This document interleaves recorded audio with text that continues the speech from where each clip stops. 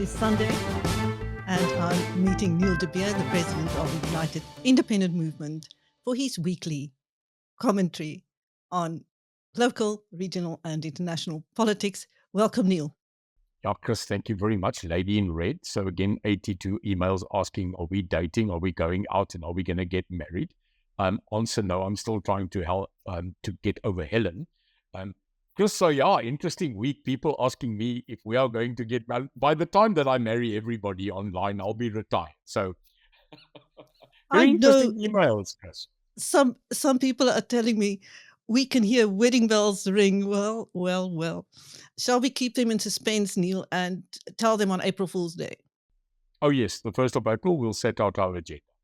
Let us look at the looting that is being exposed by ministers in our government of national unity. Oh, so this is the phase. I said that the pre-nuptials were done. The marriage came. The GNU got into it. Rocky start. People looking at people. And like any other matter, they kept silent from each other. There was not a huge battle in the first 3 months of clashes between the ministers. I think they all towed the line. We saw at the SONA, our Sunday debate of that was clear. No one said anything bad and no one said anything good. But now, Chris, we into the after-wedding phase. I think the honeymoon is done. Now they've got to get into work. And what I'm seeing is 3 things appearing within the government of national unity. One, there was this continual accusation from Fikile Fix Nothing, having a fight directly with Helen, saying that she's the de facto president. So that was the first battle line. The second one was saying that the ministers that are not ANC cabinet ministers are outshining the old ministers and current minister of the ANC. That was the second rift that popped up. And now the third one, and this is a very interesting one. Just this week, the Honourable John Steenhuisen, now not just leader of the past opposition, but now cabinet minister of agriculture, declaring that he has already stumbled on a possible 500 million rand looting and corruption within that department. He's not the first one, though.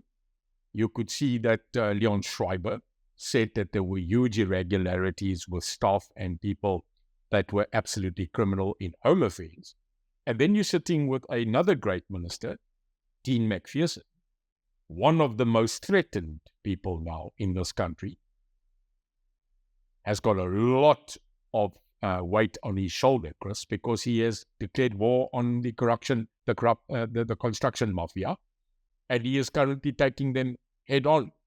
So this is something we need to look at. This is something I think is not going to end. I think this is going to build. The question will be, the more that these members in the GNU are going to expose the corruption, the looting of their departments prior and current, how would the ANC scenario of the GNU take it? How will the president, who is in charge of cabinet, take it? And will there be an exhaustive attack or attempt to silence them and to bring them back onto line? Or could that be the scenario that we wanted? A GNU, which is a fact, a government of national unity in operation, but that checks and balances will always be put down by the opposing parties in the ANC and in the GNU, so that we've got a balance of power, but that we've got absolutely zero tolerance on government looting and on corruption. Now, this configuration has not translated to the provinces and the municipalities quite the way that it was foreseen, Neil. And some people are saying it's because in certain metros or municipalities, the ANC is holding on because it does not want looting to be discovered and exposed by a partner that's going to hold it accountable the way you've just described it now. That's happening at national level.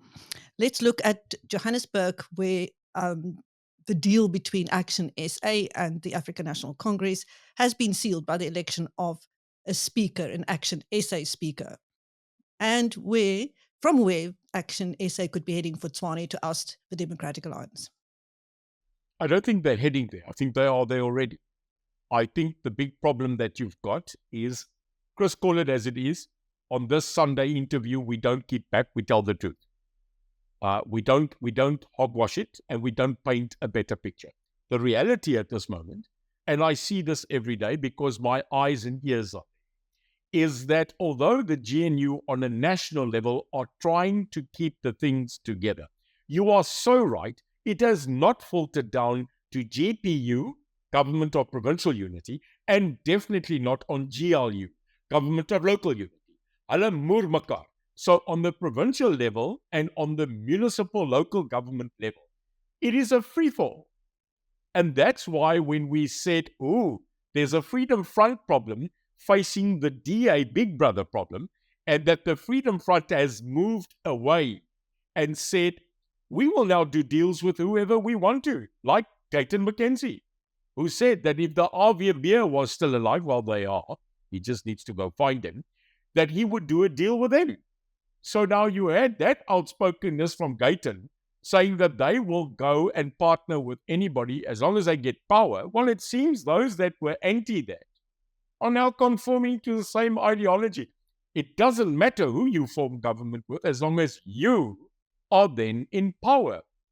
The hope, Chris, is you are doing all of this to benefit the citizens and not yourself. And I'm sorry, 80% of what I'm seeing is to benefit them. So Freedom Front said to the DA, you are no longer going to be this so-called big brother. We'll go with the ANC. They did this in Oudtshoorn. It then exploded in Agulhas. It's going into Langeberg. And they are now saying, whoa. And we called it last week Sunday.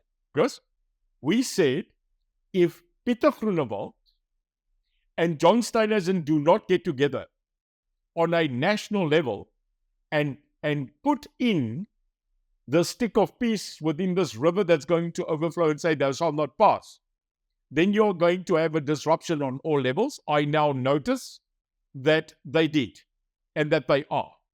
That the two leaders, who, by the way, are cabinet colleagues in the GNU, that they are speaking, and I'm saying that is not for the worst. Because we need a stable government. Yes, we need a stable government. So the question is, the interesting question is going to be, will Corne Mulder, will Dr. Mulder actually then say, I'll back off? Because remember, Corne Mulder is the chief whip of the Freedom Front Plus, and he's the leader of the Freedom Front Plus in the Western Cape. A very powerful constituency, a very huge constituency. So the question will be, what if he says no? Because I know there were previous disagreements within the Freedom Front Plus on matters, for example, Cape Exit, where the leadership, I know that, were not all on the same page. So on this matter, will Pieter Groenewald, who is a very sturdy, a very straightforward leader, will he be able to ask the rest of the party to toe the line? And so on the other side of the DA to calm down this pack of wolves. Because at the end of the day, it seems they're all hunting the same target, but because they're biting each other, the deer is getting away. And now enter the new player, Herman Mashaba, ActionSA. Now, Chris, you will know, they did not, no matter what anybody says, and I say this with respect because I worked with Herman and very much Michael Beaumont, they did not get what they expected. They were expecting a higher target. You could see their disappointment. But what you can't do is wish ActionSA away in Gauteng. It's not going to happen. So when you go to local government level now, where you now have ActionSA that has a huge percentage within Johannesburg Metro, I think they just got up, they pulled their sword, they collaborated, and now they're in power with the ANC and their collaborators. So you've got a ActionSA speaker, and by the way, Chris, a speaker in a chess game is like your king and your queen. So your king will remain the mayor, but your queen that can defend the king and move in every direction like that piece wants to, that's the speaker. So they took the speaker, henceforth, they now run Joburg Council, and now we hear they're going for Tshwane. And I've said this on this program before, Chris. I wish at times that we could park party affiliation and look at certain professionals who are there to do the work and are capable. And I'll say it again, I'll say it 100 times. I back Celia Brim. I don't necessarily care what party he's representing, but the individual in Tshwane has made and is making a difference. And it will be a shocking show due to political rhetoric, due to political grandstanding, that we're about to maybe lose a very significant individual.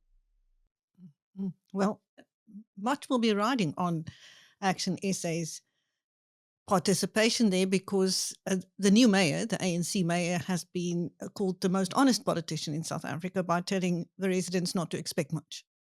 Doesn't exist. Those two words, honest politician, it's like national intelligence.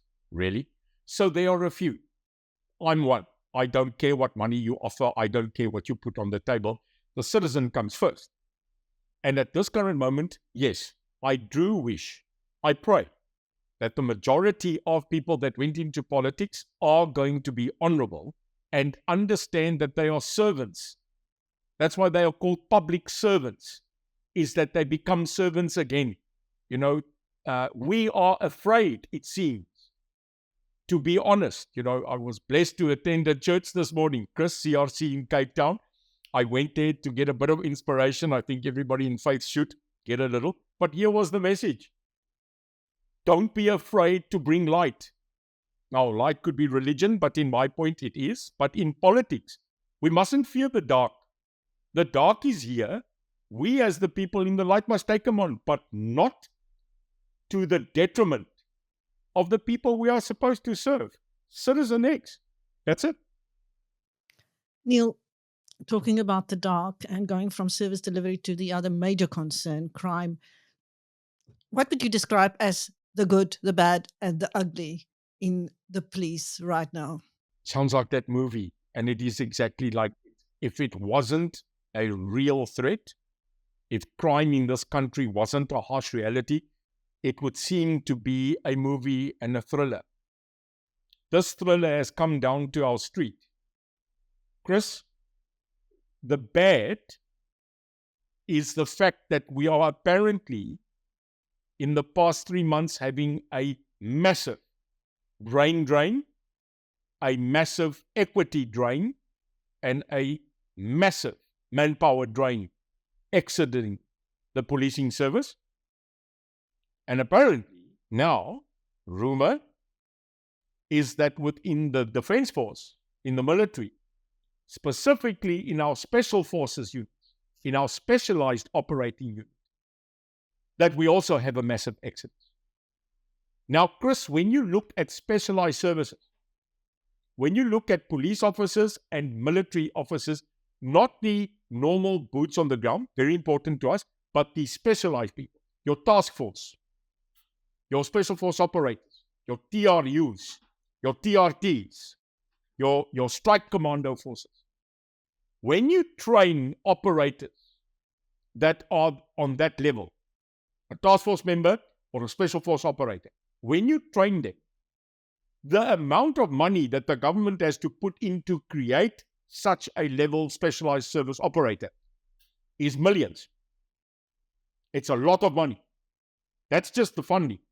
Not just taking into consideration the time, the year, or the 2 years or 3 years to go through selection, through your training, and then for actual operational level of expertise.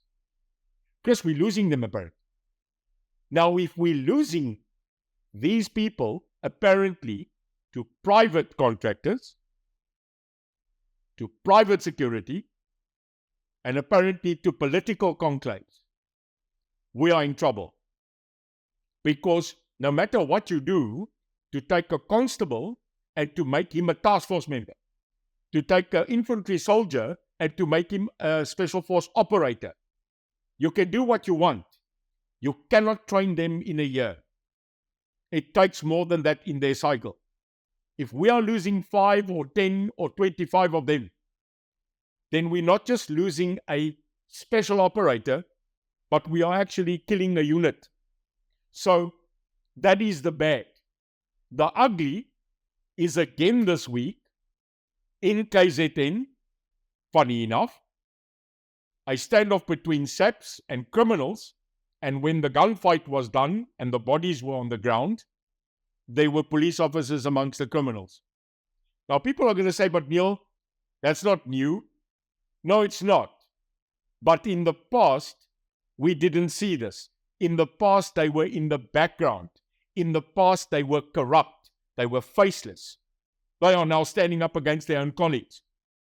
And this is a worrying thing, and therefore I classify it as ugly. That's the ugly side. And Chris, maybe the good side is that there are more arrests. I see more and more actions by the Hawks, by the way. Every week, I see the Hawks are going in. They are striking everywhere. And they are focused on something I wanted them to focus a long time ago. The corruption at municipal level. The people that are there supposed to be on the ground giving us water, electricity, cut our lawns, and making sure we've got no potholes. Those were the people that were murdering us capital-wise and service-wise. And actually, hulle gaan nou tronk toe. So good on the Hawks. I see Minister Mtunu is not stopping. And the good thing is I hear there's a call to maybe bring back our old detectives. Now, this is good news. There's nothing great than a more than 50-year-old man who left frustrated, who still has the knowledge, and now you're asking him to come back and to fulfill his dream. Let me tell you, if 50 of these old murder and robbery detectives are coming back, then them plus Peter Groenewald, julle gaan op julle help kry. And I'm looking forward to that moment. So there is a bit of good. We have got people that are sitting at home.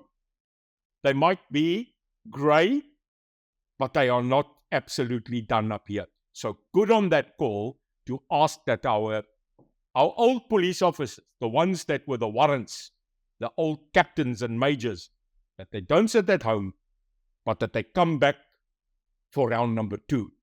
And I can't wait if that happens, because that will be the good within the policing scenario this week.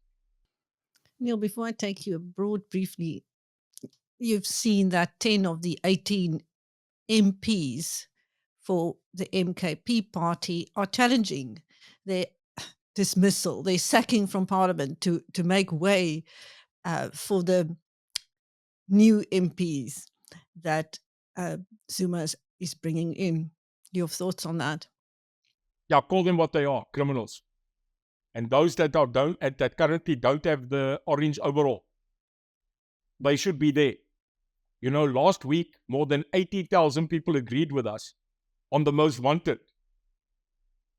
The reaction when we named the names and then suddenly saw the announcements from Floyd Shivambu when he did his speech, there was a new national coordinator. And we saw the people, Chris, it reads like a horror list of people that sucked our SOEs dry, murdered our institutions, looted, were named in the Zondo Commission, and now Zondo had his bye-bye party this week. He's gone into the absolute abyss, but his commission and the charges does not go away. So now we sit here, MK is reading like a horror list.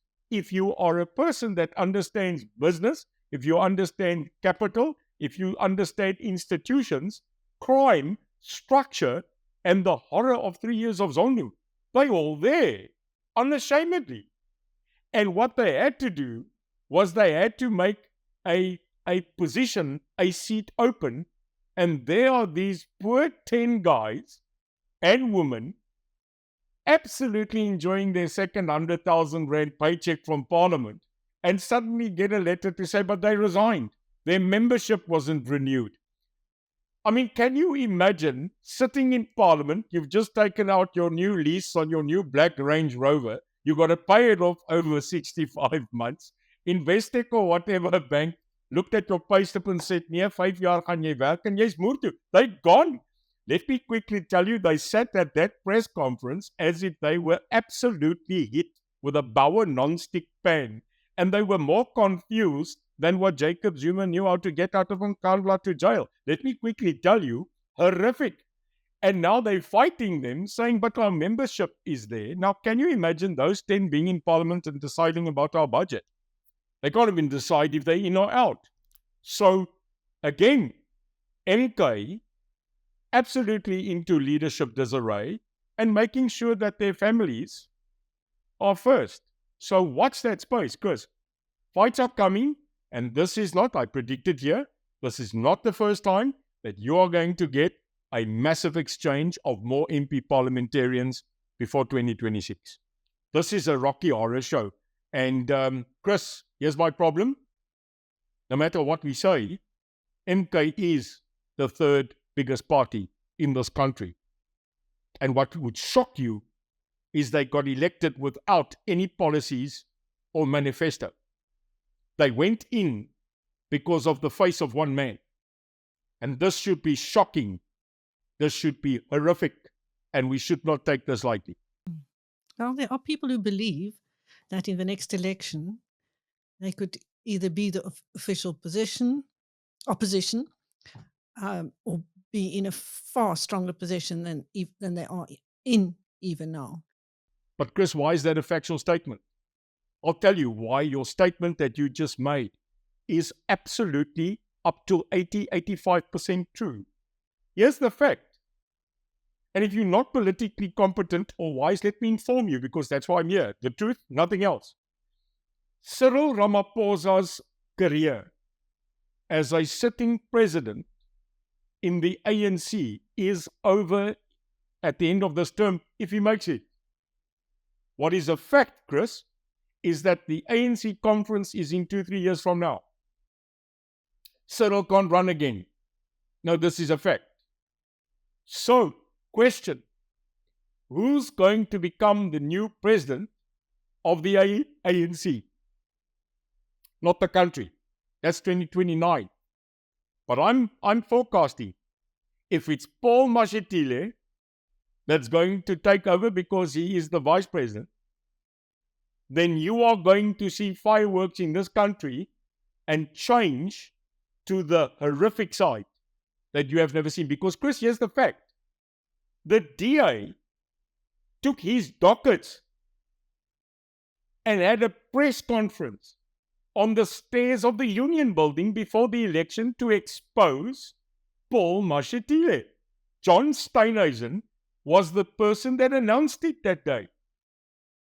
The criminal charges, or the incoming criminal charges against him that should be done. They did it. They can't take it back now. So then elections come, he's still the vice president, and you've got cabinet ministers sitting there looking at him, shaking the hand, nodding their head, but they just 3 months ago said he's one of the biggest criminals in this country. What's going on? And then there's the talk that Paul Mashatile favors a more EFF, RET, MK scenario. He's not come out and said it, but it's true. So can you imagine, Chris, that Cyril goes, Mashatile gets elected as the new president of the ANC 2 years prior to 2029, and he decides MK is the new government. This is not impossible. This is not unrealistic. This is a reality. And that, no matter how you try and paint that zebra, it's coming back black and white. And that is the harsh reality in this politics that we've got to watch out for. And that's why I'm saying the battle for dark and light is a continual fight where the citizens must have their voices heard, that all of us are hurtful. All of us had enough of corruption. It's time that we have a stable country. Well, it's not only in South Africa where politicians are playing musical chairs, Neil. Over in the United States, Robert F. Kennedy dropped out of the presidential race to endorse former President Jacob Zuma, and that has upset the Kennedy family greatly. You just said endorse Jacob Zuma. I think it's on our mind. Did I say that? Everybody's endorsing, but it's okay. Jacob Zuma, Donald Trump, they can stand on a stage and bamboozle. I don't think you're wrong. I think if RFK had a choice, you would probably endorse him as well. But anyway, you are Thank so you, Neil. right. Yeah, you're right. That clicks into your mind. So, RFK Jr., the nephew of JFK, the son of Bobby Kennedy, gets up and says, I'm not going to partake anymore. I'm going to suspend my participation, and I am endorsing Donald Trump. Now, take into consideration his uncle, JFK, and then his dad, Bobby Kennedy, both assassinated. Both died in trying to lead a country. Now you have Donald Trump in an attempted assassination. And now you've got RFK Jr.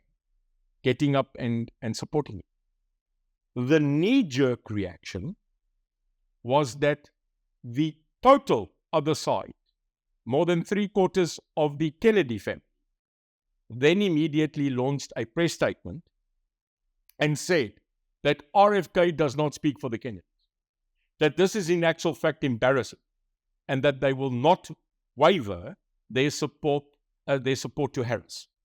So now you've got a break and a lineage break of one of the oldest political families within that country.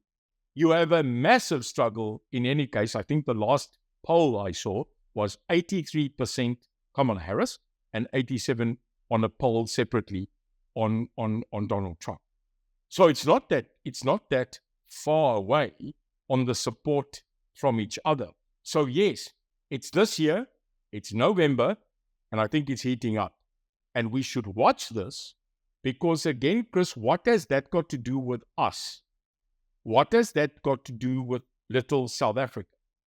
Well, it has a lot to do. Because America, no matter what your opinion, remains the largest economic power in the world. Although China contributes a fight, Russia, India, commercially, but you still watch what America does. I mean, all of us still wake up in the morning and check the USD against the rand. And that is how we emotively judge the country's status, is the fight against the dollar. It's currently stable. It is stable because there is a lot of confidence, I think, in the GNU, no matter how we debate. There is stability. But I think in November when it comes, you will remember Donald Trump, not a big fan of South Africa, Chris, didn't recognize us, and he has by the way, he had no foreign policy on anybody. As far as he was existing, America was the world. So you've got to watch that trend, and it's going to be interesting. So in South Africa, we fight our wars, and globally, those wars are continuing. Indeed. Thank you. That was Neil de Beer, the president of the United Independent Movement, giving BizNews viewers his take on local, regional, and international politics. Thank you, Neil, and I am Chris Steyn. Thank you, Chris.